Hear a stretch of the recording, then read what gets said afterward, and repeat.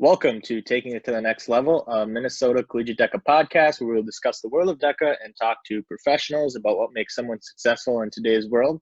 I am the president of Minnesota Collegiate DECA, Zach Spohn.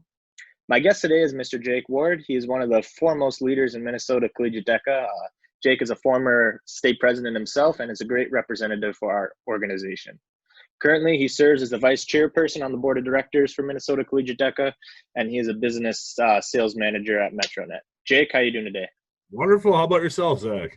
I'm doing well. A little rough after the Vikings game yesterday, but you know, some days you just gotta power through. It's what it is. If DECA taught us anything, it's how to get through adversity. That's right. I was plenty of adversity yesterday. That is for sure. Holy cows. Oh, you know, it's we'll get through it one day or another, one pass after another. Yeah. Gosh. So Jake, to start out, I guess we can talk a little bit about what you currently do now. Like I said, you're the vice chairperson on the board of directors for Minnesota Collegiate DECA. I feel like a lot of members know like the state officer team because they see them, but a lot of members maybe don't understand what the board of directors do. So do you maybe want to talk about maybe a little bit what your role is a little bit on the board of directors and what the board of directors actually does for Minnesota Collegiate DECA? Yeah, so a lot of people too know Jennifer, the executive director. Both of them do a great job on getting the organization up and running, do different events, kind of going through all the ins and outs. And so, with the biggest board of directors accomplishment or task is to support the executive director and, of course, the organization. Really, that comes down to the financial aspects. Going through the different how to pay for this, applying for grants for that, and then basically drilling down into the finite details of, what are we going to do? How are we going to do it? Where's it going to be? How's it going to go on? Like, we should vote on this, agree on this, make sure everything's in the right frame of mind. We are a 501c3, so we got to kind of keep everything on the up and up, make sure all the financials are in place. And then we also, get our reviews and, budgetary hearings. So we always want to make sure that everything's in the right order. As well as the board of directors is always here to support the students. That's our biggest task, is we want to make sure that the students have an applicable conference, something they're going to learn from, people they're going to be able to trust, and going out and finding those dollars to help make that happen in the right frame of mind. And one thing that I really like is the fact that our board of directors is all coming from Minnesota. We're all either been involved in the organization or we're a business member who sees the benefit.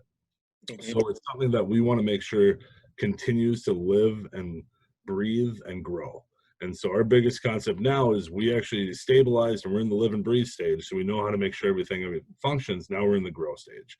And what can we do to make it take the next level? Like, you can tell I'm in marketing a little bit. That just kind of a little bit. My role is the vice chair. I'm really there as kind of helping run the meetings, making sure everything goes well. If the chairperson is unable to attend, I take over her duties. And really just making sure that everything functions well.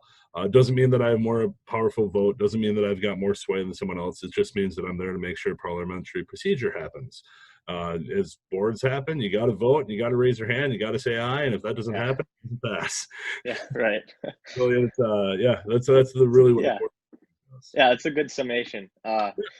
So that's what the board does. So in his day job, Jake actually is as a business sales manager at MetroNet. Do you want to tell us a little bit quickly about what you do in your day job and maybe a little bit about your career path? We might get into that later, I guess. But yeah, well, we might flow down that trail. Right.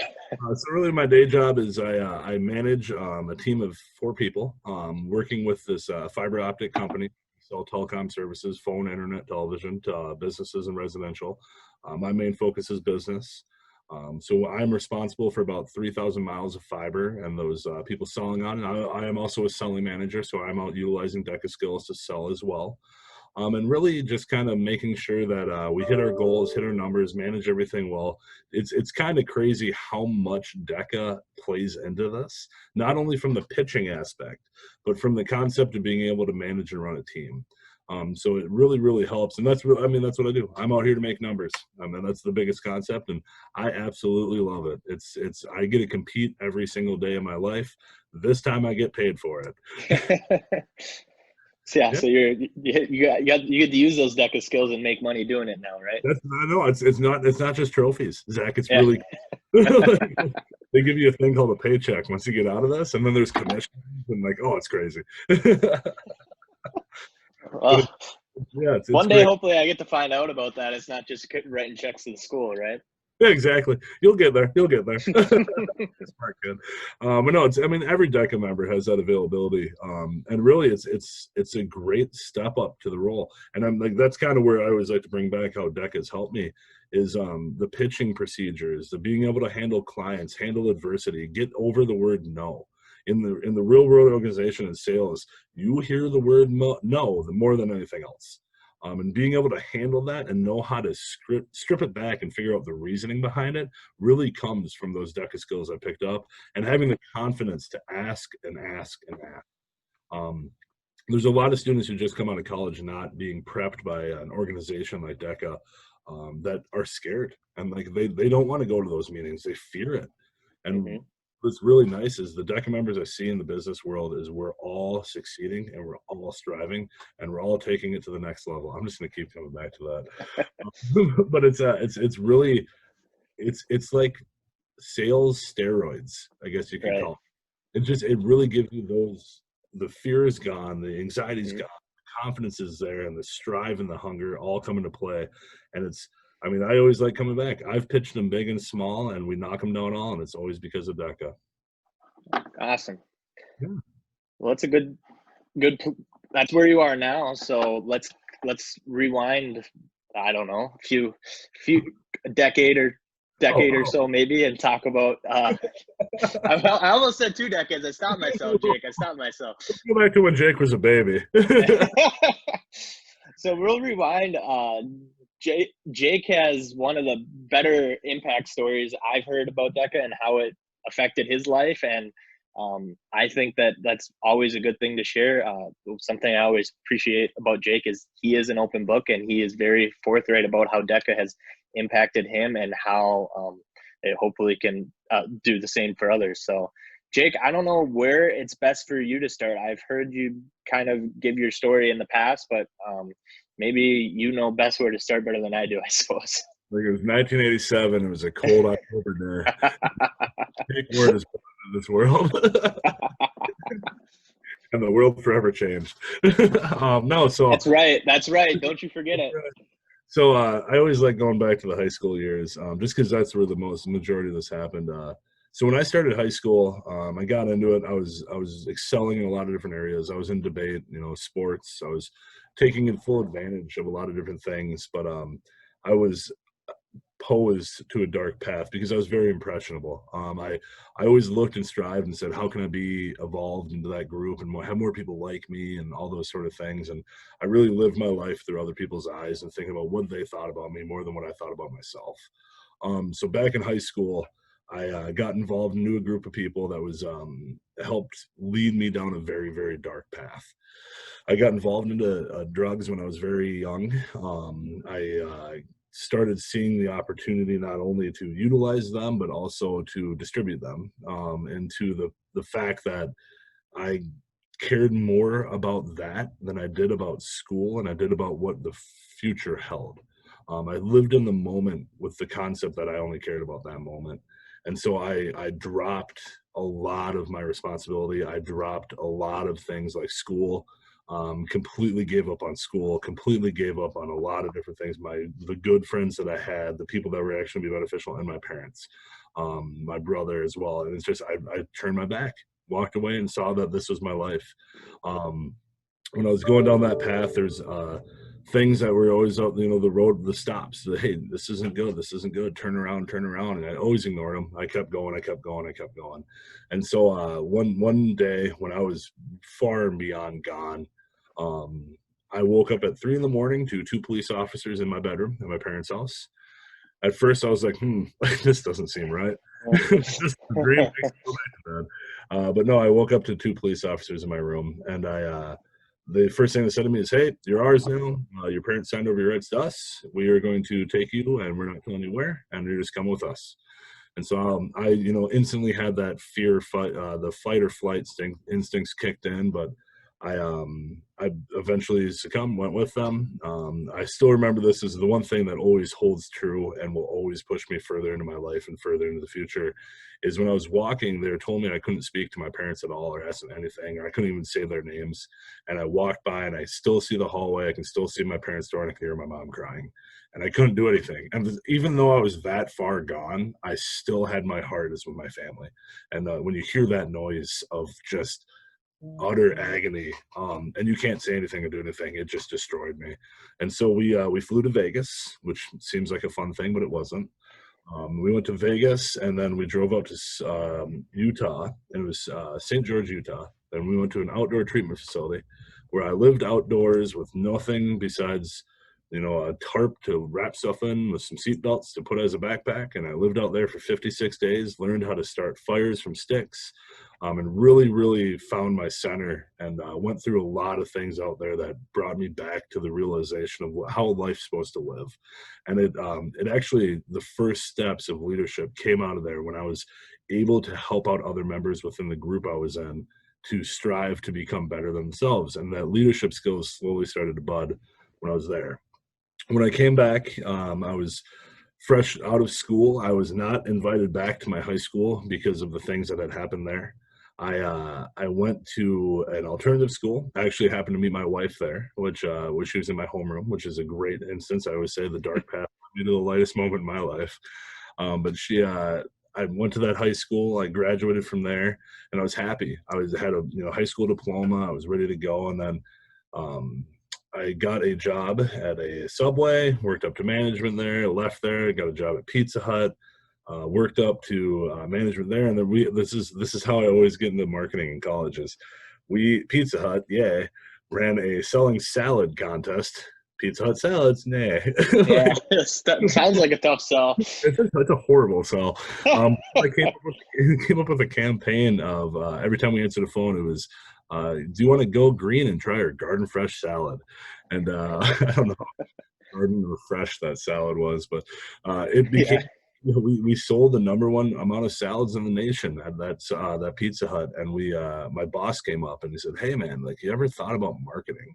I'm like, "No, never have." And he goes, "You should really check that out."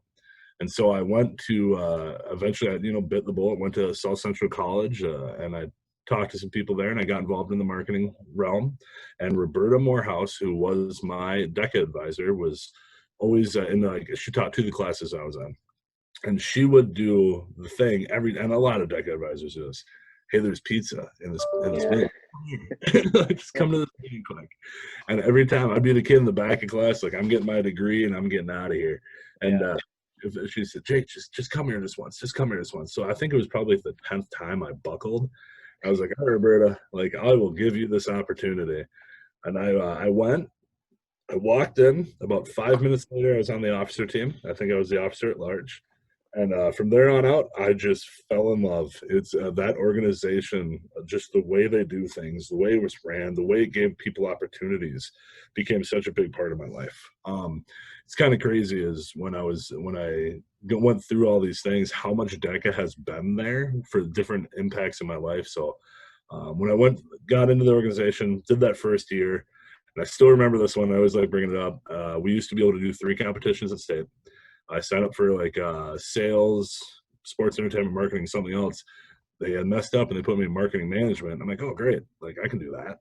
I sat down and I read the case study, and it was like, hey, building blew up, burned down half a national forest, killed 6 people. Pitch it. I remember reading it, and everyone's done that. You're in the room by yourself, a bunch of other people, you can't talk. And I'm reading this, and I remember looking up and looking at the kid next to me and going like, "Did you get the same one?" It's really hard. And I went full boat with it. And I remember in the pitch and the presentation, I had tears running down my face. And I'm like, "Robbie, Carl, and Tim, they passed away, but we're not going to let their memories die.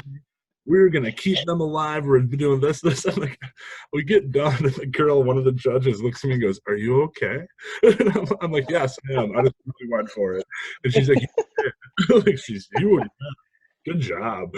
And I walked out. I remember seeing Roberta, and she goes, "How'd it go?" And I'm like, "Why'd you sign me up for that one?" I actually scored perfect on that at state, so it was pretty cool. But then I came in, next year. I was the president at our organization. The year after that, ran for state officer, got president. And then just kind of keep going and down the road. And like, so every one of those things I always bring back to is when I was president, Zach, when I was in your position, 3 days before conference, my daughter was born. And if anyone wants to describe to me what tired is, I've got a great story for you. I think coffee stocks must have went up in those 3 days. Single-handedly from you, huh? Yeah, single-handedly. I drank so much coffee. I think Caribou just started holding it out the window at a certain time. I just and grab it. But yeah, so I did that, and it was amazing. I love the state officership. I was always involved. I won sports entertainment marketing first place in Minnesota, I think 5 out of 6 years. Sports or professional sales multiple years, marketing management multiple years. We went to internationals. We won a lot of different things there as well. The Global Idea Challenge, first place in the world for that repurposing of newspaper.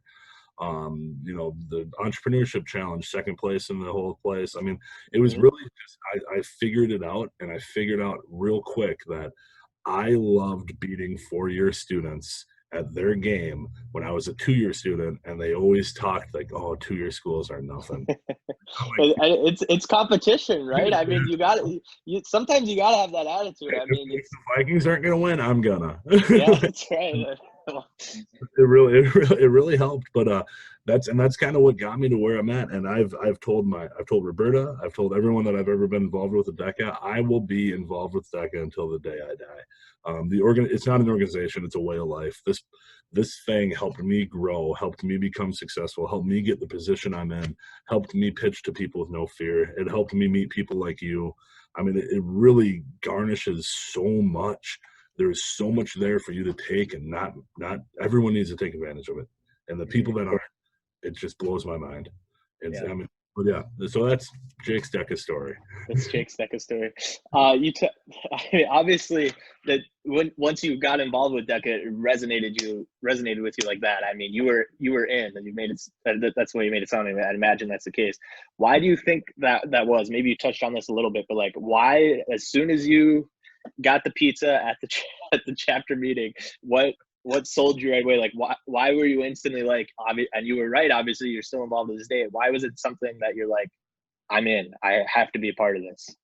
It was a meat lovers. It wasn't just a three. No, it was I honestly think because I love business. My family's been in business for many years. I saw when I walked in, and I saw what was being discussed and the passion behind it and the competition behind it. And people were prepping and practicing like it was like they're about to go play, like a football game, like they're going to go play basketball. People were getting so heavily involved in it. And I stopped. I remember looking, and I'm like, this is a thing. Like we can compete at this. Like I'm like, oh, I'm in. And it was that aspect that hooked me. But then the camaraderie, just not only on the singular level, but then on the advanced level. This is when you're in sales; they go off all the time. The phones keep running, and you gotta.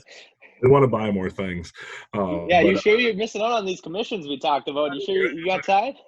I wasn't but no, it's the camaraderie on the secular level from chapters all the way up to the state level to the national level. I mean, it was so entertaining.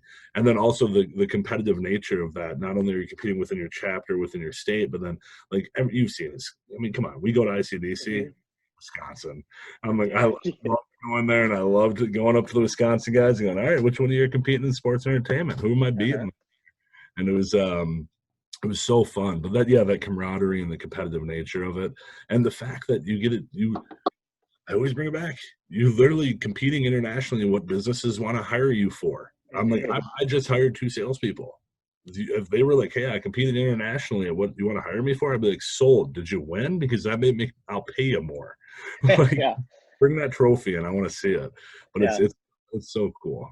Like you said, like on top of the camaraderie and how, I mean, I've never took someone or been with someone at like a state conference or ICDC and had them say that they didn't enjoy it. I mean, you're competing, camaraderie, and on top of all that, you're learning all of these skills, like you said, that are definitely giving you a leg up once you graduate, once you leave school and you go out into the real world and are hopefully cashing those commission instead of writing the checks to the school, like I said before.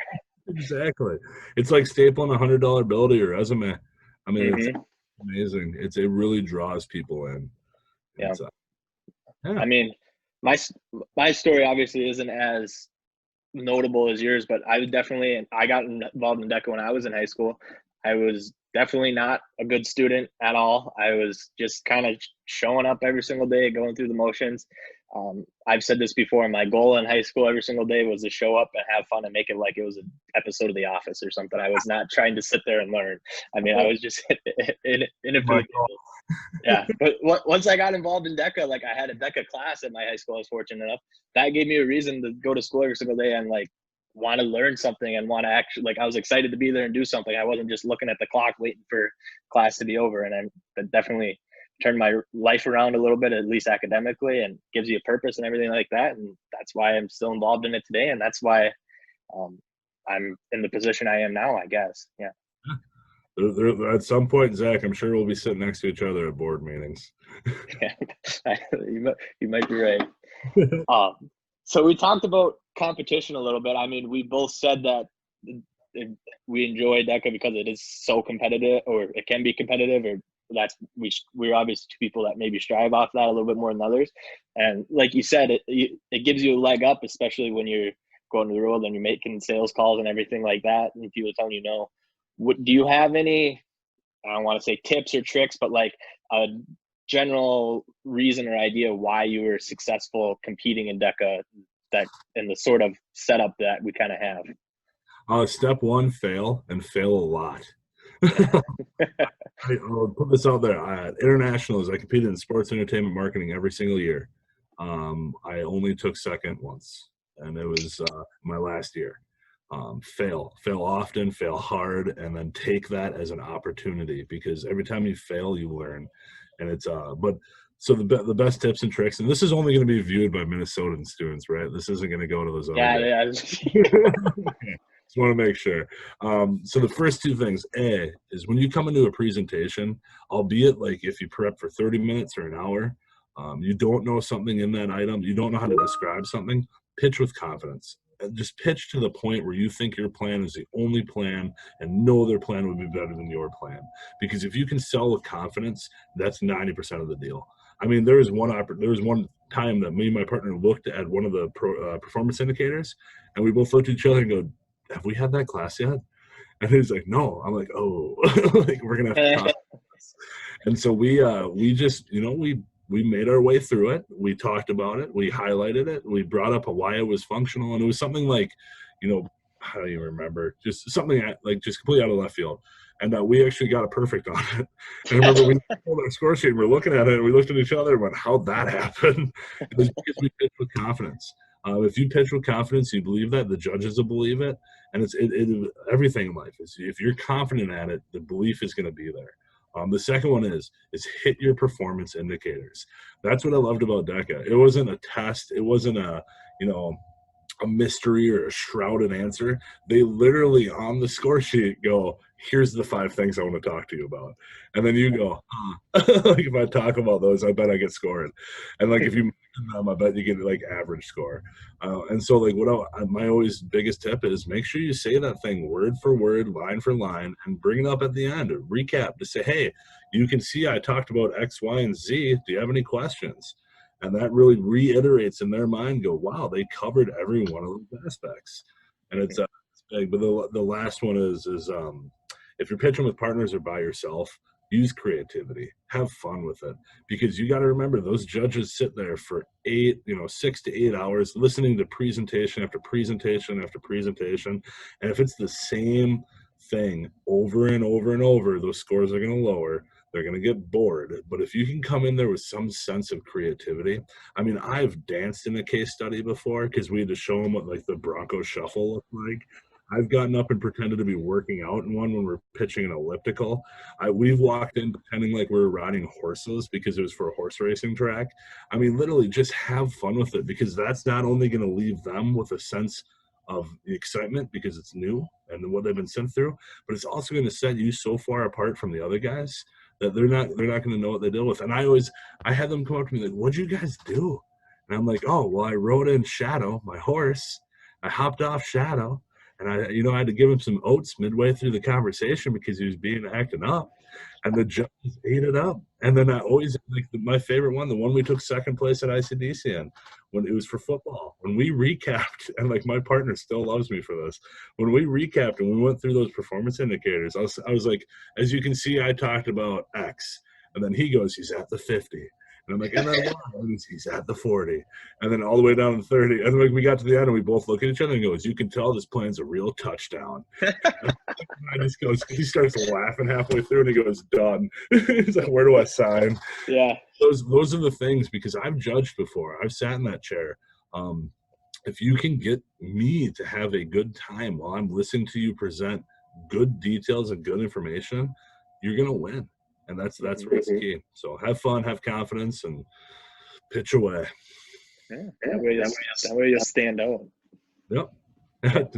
Dance. I challenge you all to dance during a presentation. Maybe well, not. if you dance, you're definitely going to stand out, and maybe it should relate to something that's in the presentation. Yeah, make sure don't just dance randomly. Just get up and be like, "All right, we're going to talk about business ethics today." Like that doesn't fit there.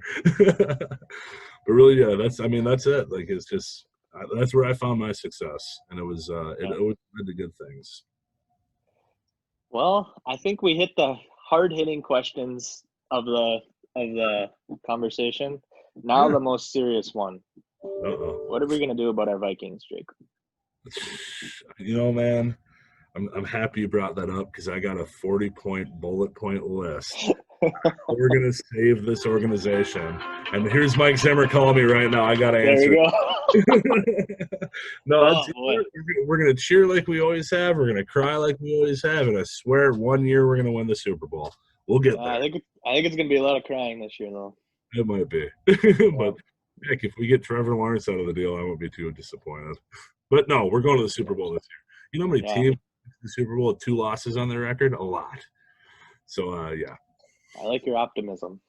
Gotta believe in it. Gotta believe. Every week's a new week. Every week's a new week. Just wait till next week. We'll wipe the floor with those guys.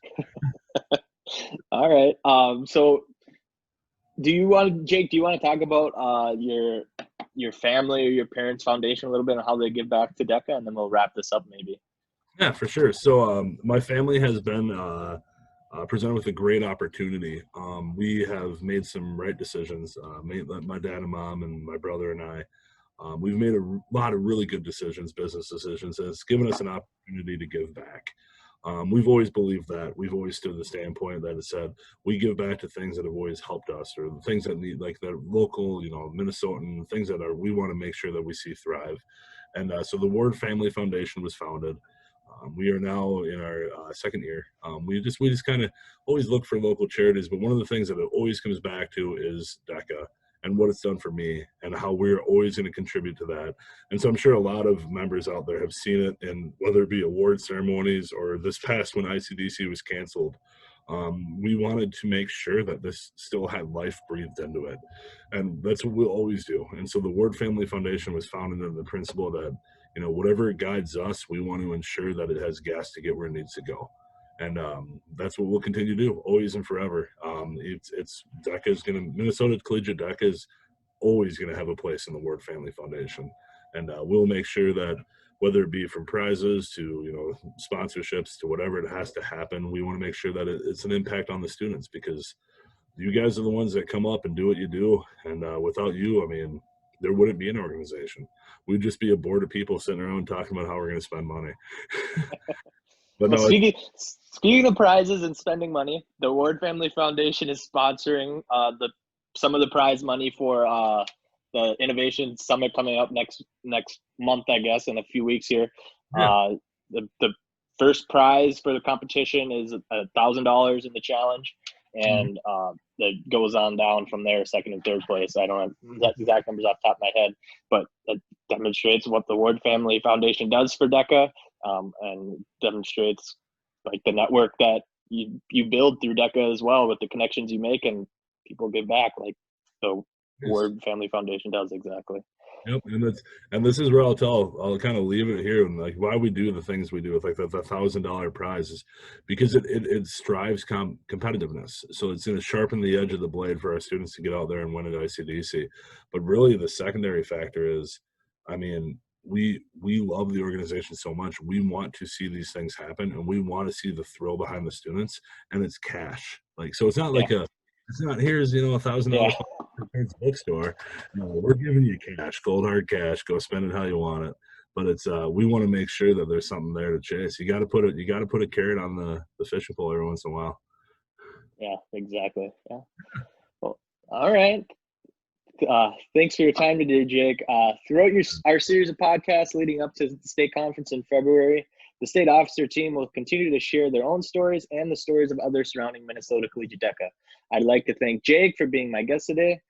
Like I said, and he's demonstrated, he is truly a great ambassador for our organization, and I hope you all saw that his DECA story is as compelling as anyone else's that you're likely going to encounter. Once again, I'm Zach Spohn. Thanks for listening. We'll see you next time.